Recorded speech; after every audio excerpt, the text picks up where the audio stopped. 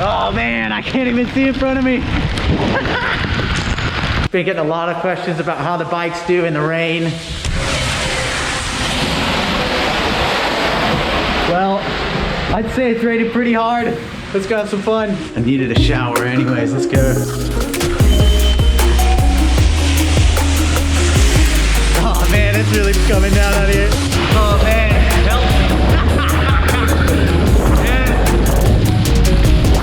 That's some deep water. I'm glad I have this yellow jacket on so cars can see me better. Oh man, I can't even see in front of me. Look at that.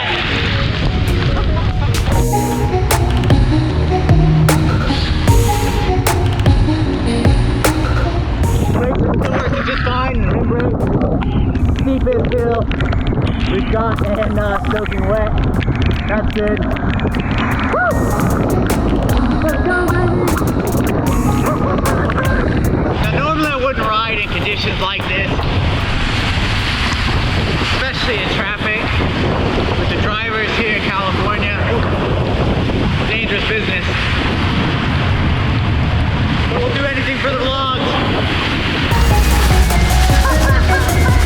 Part of the reason we do these videos, why Pete did his giant trip through Europe, like 2,000 miles, is just to put these bikes through their paces and test them out and figure out if we can abuse them to the point where they break, then we know what needs to be improved. So I wouldn't expect you guys to be riding in rain like this, but at least we'll know it can perform in the heaviest of downpours. I'm about 2 miles in right now, going up one of the steepest hills in our town here in Pacific Beach.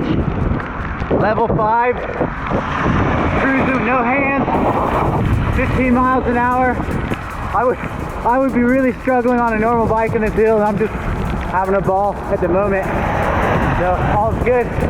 Going down's gonna be fun.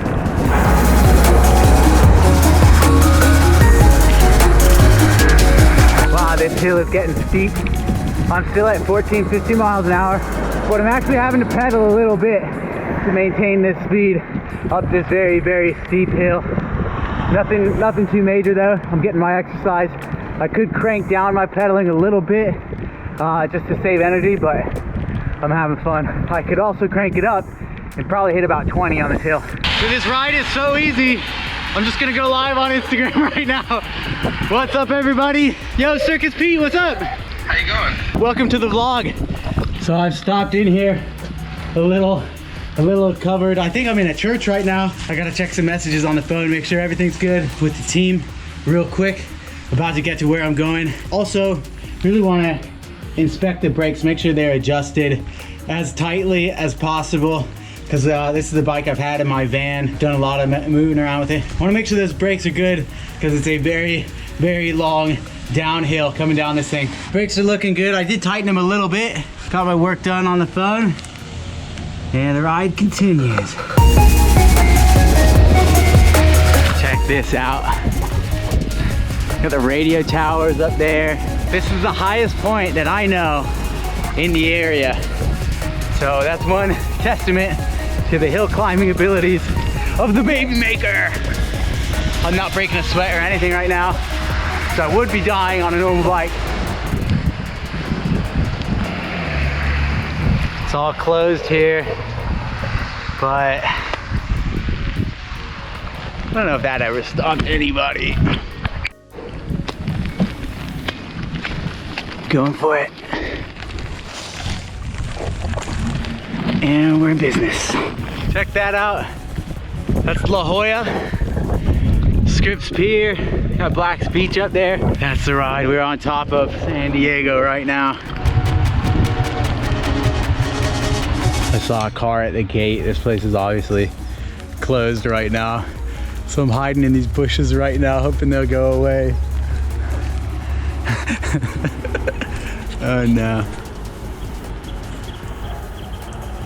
Might be about to get busted right here. Uh-oh. Someone's coming out right now. Might have to blow by him. Just another visitor.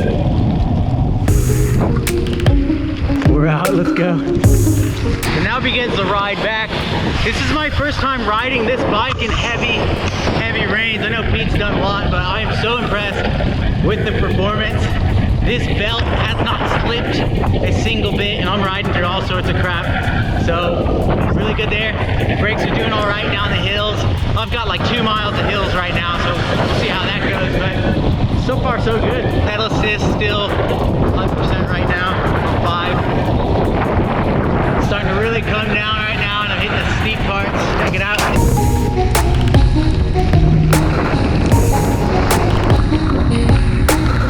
This is one of the most fun bike rides I've had in my life, to be honest. This is so awesome. Alright, this is the steepest part of the ride for anybody that knows this area. This is Sesh's part. The hill going down here is just nuts. Now I'm going down 15 miles an hour, applying about 70-80% brakes. Still got more. It's wet as hell, and I am in full control. So the rim brakes are very effective, even when wet.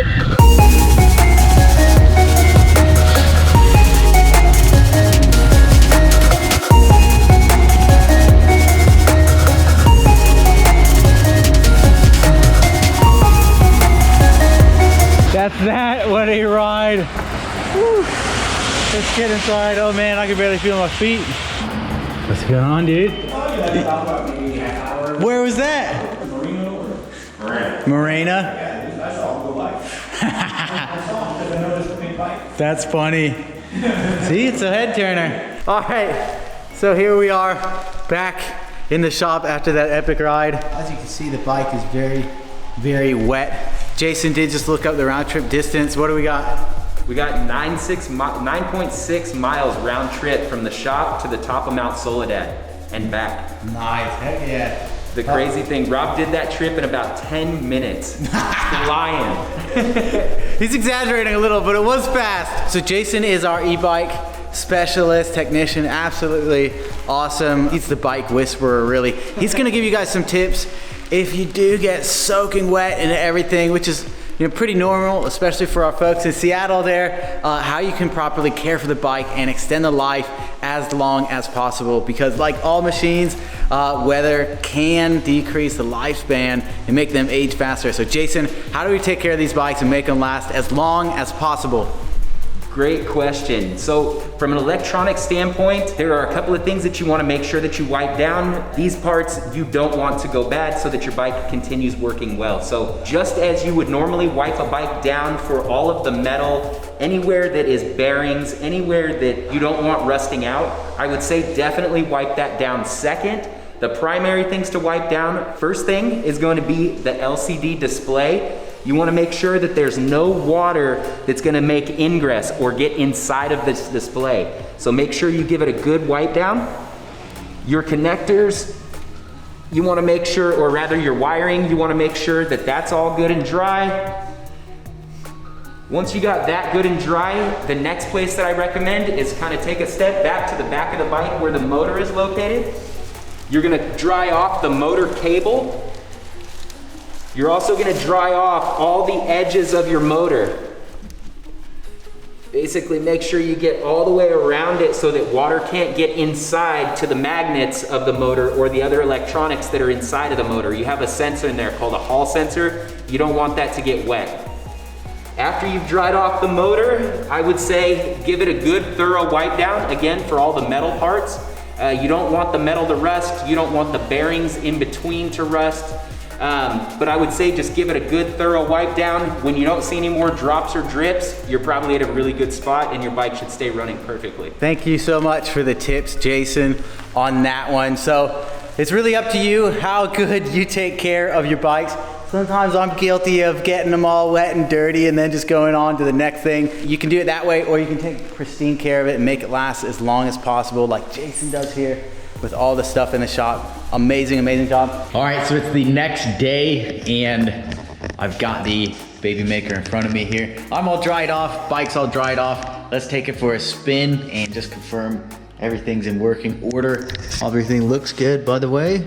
So let's go have some fun. Display's just fine. Straight to level 5. We've got pedal assist. Oh, she's a rocket.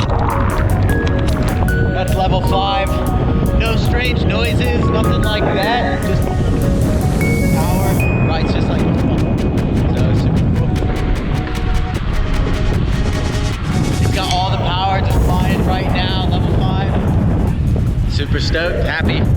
So little rain, never hurt anybody. Of course, I don't recommend always riding in heavy rains like that, especially with traffic.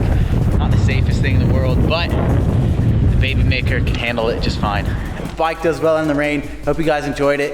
If you enjoyed this video, be sure to hit the subscribe button, like, comment, and we'll see you in the next one.